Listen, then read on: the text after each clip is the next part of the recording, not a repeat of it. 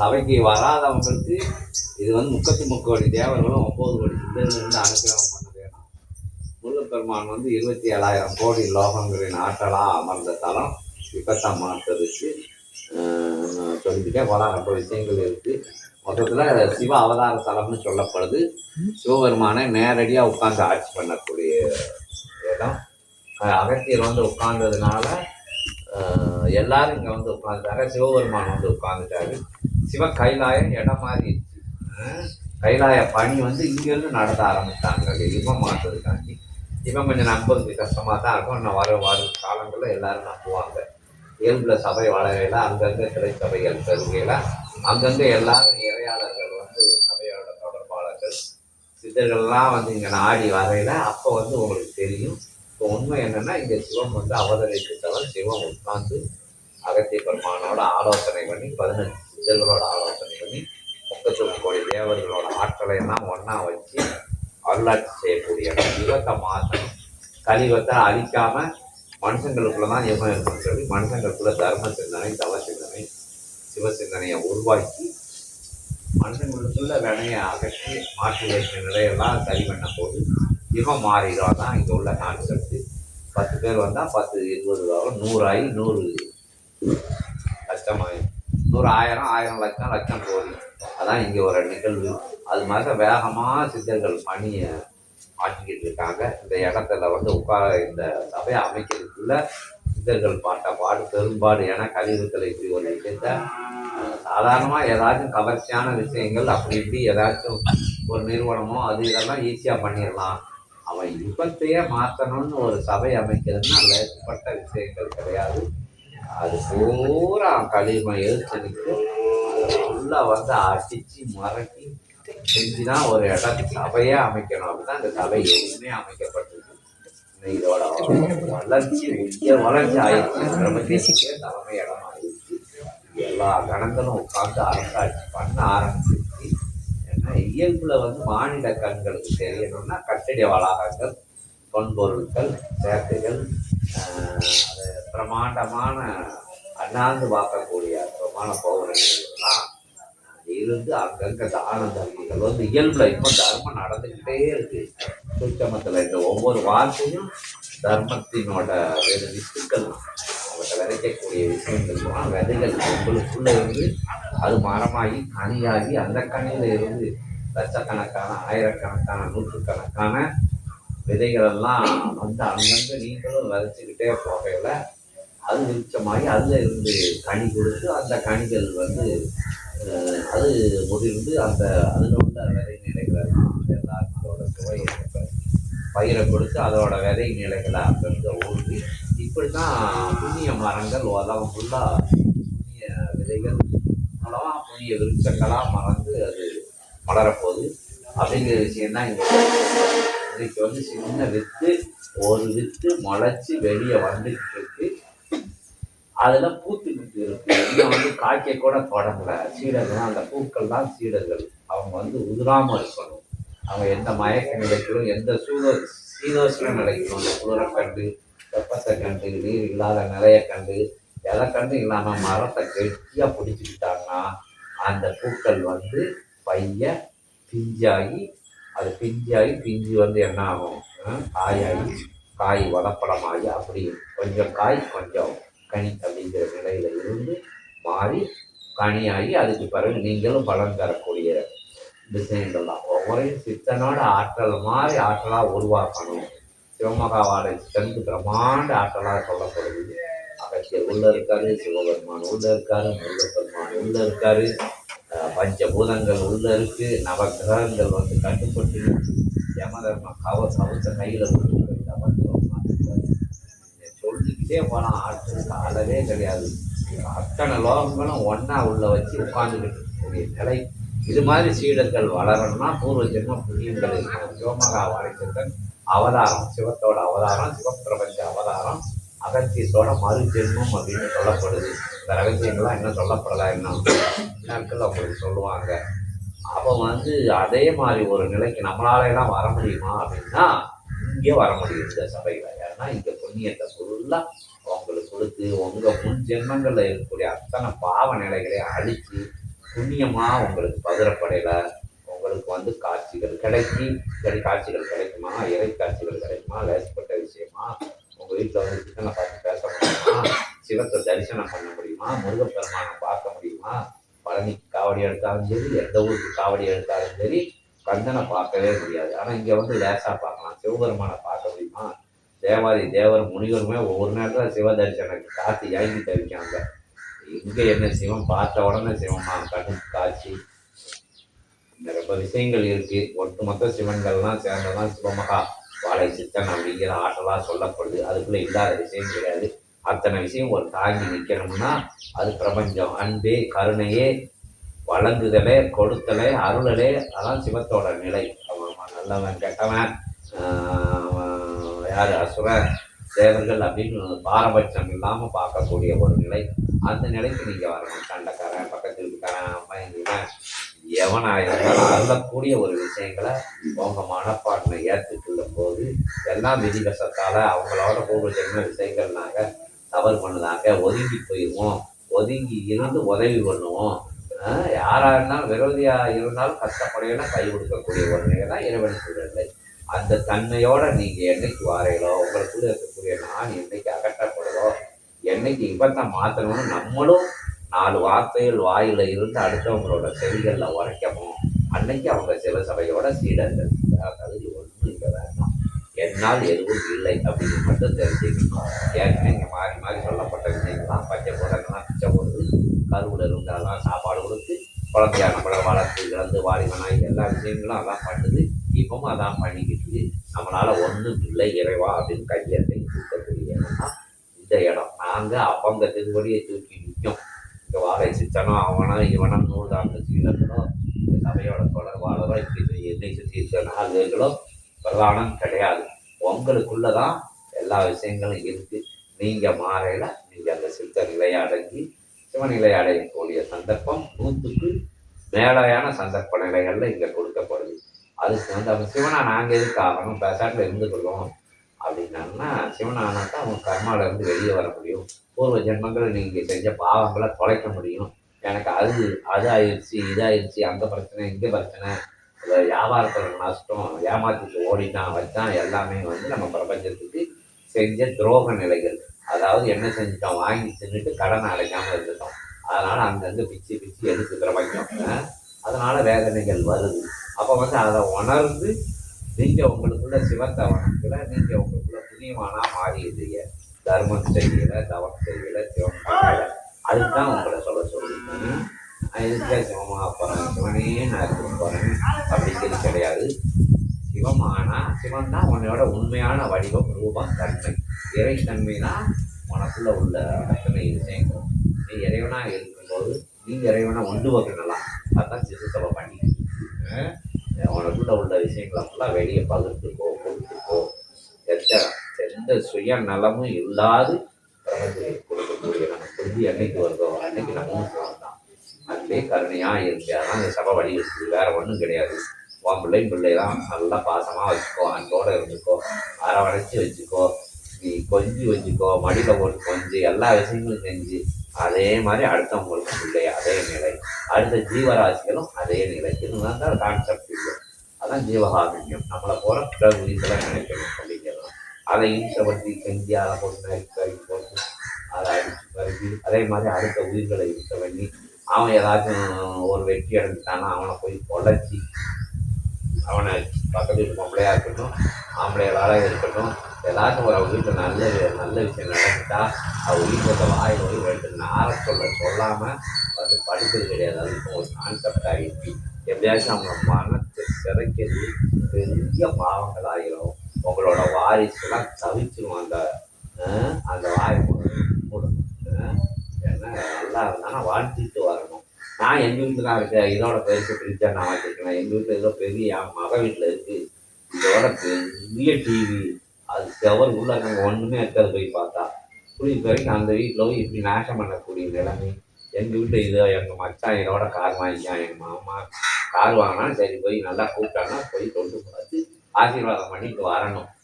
என் வீட்டில் இருக்கு அப்படின்ட்டு நல்ல வீட்டில் நல்ல ஒரு குழம்பு ஏதாச்சும் ஒரு எதையோ ஒரு உணவு முறையை கொடுத்தா இது எங்கள் வீட்டில் இதோட நல்லா செய்வா, என் வீட்டுக்காரி செய்வா, என் தங்கச்சி செய்வா, கொள்ளையை செய்வா, நாத்தனார் செய்வான்னு அவங்களோட இம்சை பண்ணது. இதெல்லாம் ஒரு ஒரு தகாத விஷயங்கள். இதான் இப்படித்தான் சின்ன சின்ன தவறுகள் உருவாகுது. முதல்ல இந்த விஷயங்களை வாய அடக்கணும். சரி, நல்லா இல்லாட்டாலும் நல்லா இருந்தது அப்படின்னு சொல்லணும். விருந்து கூப்பிட்டு உட்கார வச்சு இவர் நான் இலைய போட்டு எல்லா விஷயங்களும் வச்சா எங்கள் வீட்டில் என் வீட்டுக்காரி என்ன இதோட சூப்பராக இருக்குன்னா உன்னை அது எதை வச்சு அடித்தாலும் தகும். என்ன அவங்க எவ்வளோ கஷ்டப்பட்டு உனக்கு ரயிலுக்கு டிக்கெட்டு போட்டு உன்னை ரிசர்வேஷன் பண்ணி தக்கல்ல ஓட்டு வர சொன்னா வந்து சோறு போட்டால் சோறை தின்னுட்டு வாழ்த்துட்டு நல்லா இருக்குன்னு போகணும். உப்பு கூடி இருந்தாலும் கம்முன்னு தின்னுட்டு வாழ்த்திட்டு போனால் நீ இறைத்தன்மை.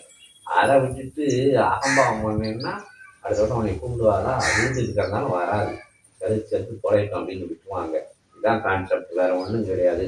எங்கே இருந்தாலும் தர்மம் பண்ணலாம், எங்கே இருந்தாலும் நல்லது செய்யலாம், எந்த வீட்டுக்குள்ளே இருந்தாலும் இறையாக வாழலாம். இறைவனாக வாழ்ந்துட்டு இருக்காங்க, வாழ்ந்து வந்தவங்க சொல்லிட்டு பேசுனாங்க. அவங்க தான் இப்போ இங்கே வந்து ஆதிகைகளாக சிவகிருஷ்ணமான நூல் வழியாக எங்கள் வாயில் வழியாக சொல்லிக்கிட்டு இருக்காங்க. நீங்களும் சொல்லுங்க, கஷ்டம் மனுஷனுக்கு தான் வரும். கலியுகம் மோசமான விஷயம். அதில் வந்து நம்ம எவ்வளோ நல்லவனாக இருந்தாலும் கெட்டவங்க சுற்றி சுற்றி வருவாங்க. அதுக்கெல்லாம் காரணம் நம்ம புண்ணியம் செய்யலை, கண் தெரியாமல் ஓடி போயிடுவாங்க. அந்த விஷயங்களை எடுத்துப்பாங்க. சின்ன சின்ன விஷயங்கள்ல இறைவன் இருக்கான், சின்ன சின்ன விஷயங்கள்ல அசுர ஆற்றல்கள் இருக்குது, சின்ன சின்ன விஷயங்கள் புண்ணியங்கள் பண்ணுது, சின்ன சின்ன விஷயங்கள் பெரிய பாவங்களையும் பண்ணிடுது. அதனால நான் இங்கே இவ்வளோ தானே சாப்பிட்டேன், நான் இதுதானே செஞ்சேன் அப்படின்னா கிடையாது. ஒரு சொட்டு தானே விஷத்தை குடித்தேன்னா குடிச்சுப்பாரு. அமிர்தம் ஒரு சொட்டு குடித்தானாலும் அது வேலையை காமிக்கும். விஷம் ஒரு சொட்டு குடித்தாலும் அதோட அதோட பழத்தை கிடைக்கும். அதான் பாவ புண்ணியங்கள். நினைச்சாலும் பாவம், நினைச்சாலும் புண்ணியம். அதனால் நல்ல நினைவுகளோடு வளரணும். நம்ம கஷ்டப்படுறவங்கிறதுக்காண்டி அடுத்தவங்களை திட்டக்கூடாது. நம்ம இயலாமையினால இயன்றவனை போய் நம்ம இஷ்டப்படுத்தக்கூடாது. மக்களோட பிரபஞ்சத்தோட வாழையில பிரபஞ்சம் கொடுக்கும். இதுதான் இன்னைக்கு உரை. அங்கே போய் பேசிக்கிறோம் அப்படின்னு சொல்லி அவசிய பெருமான் செய்வதை தொட்டு இன்னைக்கு வந்து இங்கே வந்தவங்க பாக்கியவான்கள். அத்தனை திவ்ய தேசங்களையும் ஒன்றா தரிசனம் பண்ணிக்கிய சத்யநாராயண அவதாரத்தை கண் குளிர பார்த்துக்கிய சத்யநாராயணோட பேசி மகிழ்ச்சிய 108 திவ்ய தேசங்களையும் தாண்டி பிரபஞ்ச திவ்ய தேச ஆற்றல்லாம் உங்களுக்குள்ள வந்துருக்கு. அதனால வர முடியாதவங்களுக்கு இந்த அனுகிரகங்கள் போகலன்னு இல்லை. இந்த சபையை நினைச்சிருக்கவங்க தர்மத்தின் வழியில பயணப்படணும், எவ்வளோ கஷ்டம் வந்தாலும் நல்லதே செய்யணும் அப்படின்னு நினைச்சவங்க எங்க இருந்தாலும் இங்கேருந்து அனுகிரகங்கள் கொடுக்கப்படும். சபை வந்து சபையில இருந்தால் கொடுக்கணும்னு இல்லை. சபையை மாதிரி எத்தனையோ மகான்கள், யோகிகள், ஞானிகள் இருக்காங்க, வெளியே தெரியாமல் இருக்காங்க. அவங்க திருவாயு மொழி மூலமாக நல்ல நல்ல உபதேசங்களை கேட்டு நிற்கிறவங்களுக்கும் இந்த உபதேசம் வந்து காற்றுல பரவி இங்கே இருக்கக்கூடிய அனுகிரகங்கள், ஆசீர்வாதங்கள், 11,000 தவ வலிமையெல்லாம் அவங்கள் மூலியமாகவும் பகிரப்படும் அப்படிங்கிற விஷயத்தை சொல்லி உயரமான இடத்துல சபையை வச்சு முதல் இடத்துல வச்சு 3 இடத்துலன்னு சொல்கிறாங்க வச்சு நீங்கள் வடமறையில் உங்கள் கஷ்டங்கள் எல்லாம் தீரக்கூடிய அற்புதமான நிலை இருக்குது. நீங்கள் அடுத்தவங்களோட கஷ்டத்தை போக்குறதுக்கும் உங்களுக்கு அற்புதமான ஒரு சொல்லு போதும். சிவசபைக்கு போங்கன்னு சொல்ல போதும். உங்களுக்கு வேற ஒன்றும் தெரிய வேண்டாம், உரையாற்ற வேண்டாம், வேதங்கள் படிச்சிருக்க வேண்டாம், புத்தகங்களெல்லாம் படிச்சிருக்க வேண்டாம். ஆனால் சித்த சபைக்கு போங்கன்னு சொன்னால் புண்ணியம் கிடைக்க போகுது உங்களுக்கு. வரலை வைக்கலையான்னு கிடையாது. ஏன்னா எல்லாரும் இங்கே வர முடியாது. இது தேவலோகம், இதெல்லாம் வர முடியாது. சாதாரண இடம் தான். ஆனால் இது தேவலோகம். கைலாயமும் வைகுண்டமும் சேர்ந்து உட்கார்ந்துட்டு காணா கடைக்கு முருகப்பெருமான 27,000 கோடி லோகங்களை ஒன்றா வச்சிருக்காரு. இவ்வளோ விஷயங்கள் இருக்கிற இடத்துல சாதாரண அவங்களால வர முடியாது, வந்தால் நம்ப முடியாது. நம்மளாலும் தொடர்பா இதோட இருந்துக்கிட்டே இருக்க வர முடியாது. சூழ்நிலைகள், சந்தர்ப்பங்கள்லாம் அவங்கள விரட்டி அடிக்கும். எல்லாத்தையும் மீறி வரையில எல்லாத்தையும் ஜெயிச்சு நிற்கலாம். எல்லாத்தையும் ஜெயிச்சு நிற்கும்போது எல்லாத்துக்குள்ளேயும் இருக்கலாம். இறைவன் எல்லாத்தையும் ஜெயிச்சவன். சித்தர்கள் எல்லாத்தையும் ஜெயிச்சவங்க. அவங்க எப்படின்னா எல்லா கஷ்டத்துலையும் அவங்க ஸ்ட்ராங்காக நின்னாங்க. என்ன காற்றடித்தது, மழை அடித்தது, புயல் அடித்தது, எல்லாம் அடித்தது. எல்லாம் அடிக்கலையும் அவங்க ஸ்திரத்தன்மையிலேருந்து மாறவே இல்லை. அதான் சித்தர்கள். சித்தர்கள்லாம் தேவர்கள். அவங்க வந்து ஸ்திரமாக இருக்கல. அவங்களுக்கு ஏற்ற இறக்கங்கள் வரலையா? சிவனுக்கு வராத கஷ்டமா, அகத்தியருக்கு வராத கஷ்டமா, மகாவிஷ்ணுக்கு வராத கஷ்டமா, அசுரர்களுக்கு பண்ண கொள்ளைகள், வரம் வாங்கிட்டு ஏமாத்தது, வரம் வாங்கிட்டு அவங்களெல்லாம் துரோகம் தான். வரம் வாங்கிட்டு அவங்களே விரட்டது அப்படி நிலைகளெல்லாம் செஞ்சு அவங்க ஏன் ஜோதியா ஜொலிச்சுக்கிட்டு இருக்காங்கன்னா அவங்ககிட்ட மன்னிக்கும் குணம் இருந்தது, அருள் குணம் இருந்தது, காக்கும் தன்மை இருந்தது. அந்த தன்மை நம்மகிட்ட வகையில நம்மளும் இறைவனாகணும் அப்படின்னு சொல்லி இறைவனாக ரொம்ப ஈஸி. ஆனா அகத்திய சொன்ன மாதிரி ரொம்ப கஷ்டம். நீ தன்னை உணர்ந்தா தனக்கு ஒரு கேள்வின்ட்டு உன்கிட்ட உள்ள குறை நிறைகளை நீ பார்த்துட்டனா நீ கடவுள். இது உனக்கு குறைன்னு தெரிஞ்சா திருப்பி குறை பண்ண மாட்டேங்களா? ஒரு ஜென்மத்தில் நம்ம பண்ண தப்பு, அதனால தான் கஷ்டப்படுறோம் நீ அறிஞ்சுக்கிட்டேன்னா நீ ஞானி தானே. இது சின்ன விஷயம்தான். ஆனால் இதை வந்து நம்புறதுக்கு ரொம்ப கஷ்டப்படும். நம்மளவங்க உயர்வடைவாங்க. என்ன ஓம் அகதீஷாய ஜெகதீஷாய நமக. ஜெகம் போற்றும் சிவசபைதனை, ஜெகம் போற்றும் சித்த சபைதனை, ஜெகம் போற்றும் பிரபஞ்ச மகாசபைதனை கொடுத்தருளி காத்தருளி பார்த்தருளி வருகின்ற அகத்தியத்தில் திருப்படி பணிந்து சிவத்தை வணங்கி எம்பெருமான் நாராயண பெருமானை, பிரம்மதேவனை, முப்பெரும் அன்னையர்களை வணங்கி முக்கத்து முக்கோடி தேவர்களையும் நவகோடி சித்தர்களையும் ஒன்றாக உயர் ரூபமாக அமர்ந்திருக்கின்ற சித்தன் ரூபமாக, சித்தன் வடிவமாக, சிவலிங்கமாக அமர்ந்திருக்கின்ற அற்புதமான லிங்கத்தை பணிந்து அத்தகைய திருவடியை தொட்டு வணங்கி திருத்தால் பணிந்து வணங்கி உயர் சபையை வலம் வந்து வணங்கி உயர் வனமாம் சித்தர்கள் அமர்ந்திருக்கின்ற அற்புதமான தலந்தனை வணங்கி எல்லை தெய்வங்களை வணங்கி வந்தமர்ந்து காத்திருக்கின்ற அற்புதமான தவம் இருக்கின்ற அத்துணை ஆழ்வார்கள் நாயன்மார்கள் அத்தனை கோடி லோகங்களிலும் இருந்து சூட்சமமாக தவம் இருக்கின்ற அத்தனை திருவடிகளை தொட்டு வணங்கி அற்புதமாக அடிபணிந்து சரண் கண்டு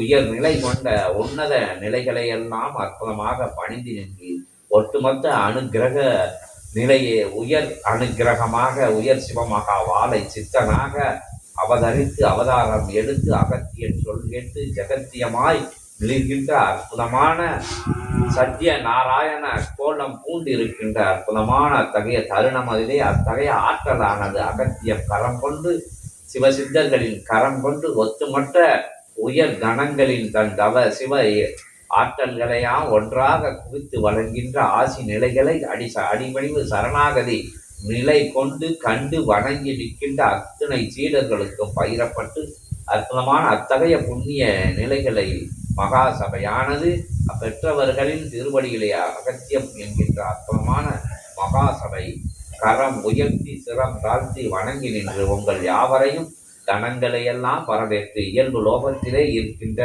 அடிவடிவு சரணாகதி கண்ட சீடர்களையும் வணங்கி சிவமகா சித்தமகா உயர்மகா உன்னத பெருமகா ஆதி கைலாய சிவசூட்சம நூல் என்கின்ற அற்புத பேழை திறந்து அதிசய பேழை திறந்து ஈடில்லாத பேழை திறந்து இணையில்லாத பேழை திறந்து எவருக்கும் கொடுக்கப்படாத எந்த தேவ சித்த கணங்களின் திருக்கரங்களில் கூட இல்லாத அவதார நிலைகளே பெற்றிராத அபூர்வ பேழையை கொடுத்த அற்புதமான சிவத்தை வணங்கி அகத்தியத்தை வணங்கி திருமுருக பேராற்றலை வணங்கி ஆதி கைலாய சிவசூட்சம நூல் பேழை திறந்து 10 அவதார நிலைகள் தவ சிவ நிலைகளை எல்லாம் அற்புதமாக சுழல் முறையிலே சுற்றல் முறையிலே உயர் முறையிலே அனுகிரக நிலையாக அருட்காவல் நிலையாக சிவசித்த உயர் நாராயண காவல் நிலையாக வலம் கொண்டு இருக்க அற்புதமான சடாட்சர சக்கரம் சுழன்று கொண்டிருக்க ஆதி கைலாய சிவசூட்சம நூலை திறக்க அகத்தியம் எனும் ஜெகத்தியத்திடம் அனுமதி கேட்டு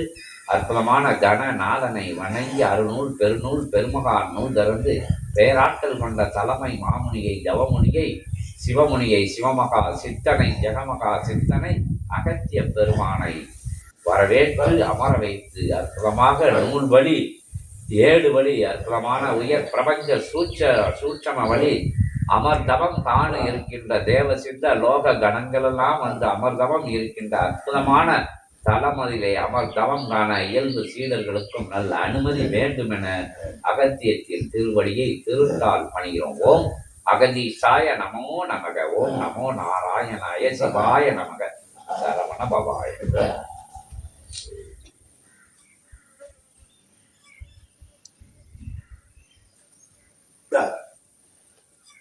அருள் இறை பிரபஞ்ச மகா ஆற்றல்கள் அமர் நிலை கொண்டு ஆற்றும் காரிய நிலையின் காரண திருவாய் அமர்ந்த சிவமகா வாழை சித்தனே அகத்தியன் ஆசி வழங்கும். நற்பெருநாள் ஆசியாய் அருட்திருநாள் ஆசியாய் ஏற்றமுடன் நடந்தேறிய திருவைகுண்ட பெரு நிலை கொண்ட ஆற்றலது மிளிரும் அற்புத திரு தோரண வாயில் திறந்த காலம் முதல் அருட்கணங்கள் எல்லாம் உள்ளும் வெளியும் சென்று வருகின்ற ஏற்றமிகு நிலைதவழும் பிரபஞ்சமகா அகத்திய வாழை சித்த சபைதனில் நற்பூஜை கண்ட சித்தனே அகத்தியன். ஓம் அகதீஷாய நமக. நல் நிலையாய் இருபெரும் நிலைதனை அடையாள நிலையாக கொண்டு ஏற்றமுடன் உயரும் பக்கமுமாயிருக்கும் அடையாள நிலைதனை தன் சரீர நிலையாக மாற்றி அதன் நிறமதை உடை நிறமாக கொண்ட சித்தனே சத்திய நாராயண சிவக்கோலம் பூண்ட சித்தனே அகத்திய நல்லாசிவன். ஓம் அகதீஷாய நமக. உன்னருள் நிலைதனில் இருந்து உன்னருள் நிலையோடு வளம் வரும் உன் இல்லால் அருள் மகாலட்சுமி சமேதராக நின்று ஆற்றிய அபிஷேக நிகழ்வுதனில் ஒன்றாக நின்ற அருட்கணங்கள் எல்லாம் வாழ்த்தி நின்ற ஆசிதனை பெற்ற அற்புத சீடர்களே அகத்தியன் நல்லாசிவன். ஓம் அகதீஷாய நமக. கணங்கள் தவம் ஏற்கும் அற்புத சிவம் மகா சித்த சபைதனில் வாழை நிலை கொண்ட பால திரிபுர சுந்தரியோடு அருள் தவம் காணும் அற்புத பேறு பெற்ற சபை இதுவென்று அகத்தியன் நல்லாசிவன். ஓம் அகதீஷாய நமக. நற்பெரும் அவதார நிலைகளெல்லாம் உள்வந்து ஆர்ப்பாட்ட ஆரவாரமிக்க ஆசிகளை வழங்க எத்தனித்து வளம் வந்து கொண்டிருக்கும் நல்வேளைதனில் தவமிருக்க அனுமதி வினவும் சித்தனே வழங்குகின்றோம் நல்நிலையாய் ஆற்றல் கொண்டு யாம் உரைத்த நிலைபோல் உள் மூவரும் அமர்ந்திருக்க அற்புத நிலைபோல் வழக்க நிலைபோல் தவம் கொள்ள அகத்தியன் இட்ட கட்டளையே ஏற்று சீடர்கள் வரிசை நிலையில் 3 அடி இடைவெளி விட்டு உள்ளுக்குள் வெற்றிடம் கொண்டமர வெற்றிடத்தில் வெற்றிடம் கொண்டமர அகத்தியன் நல்ல ஆசிகள் வழங்கி அமர்கின்றோம் சித்தனே. ஓம் அகதீஷாய நமக. ஜெகதீஷாய நமோ நமக. ஜெகப் பிரபஞ்ச மகா பிரபஞ்ச ஞான பிரபஞ்ச நாயகனை அகத்தியமே போற்றி போற்றி. ஜெகத்தியமே போற்றி போற்றி. ஓம் அகதீஷாய நமக.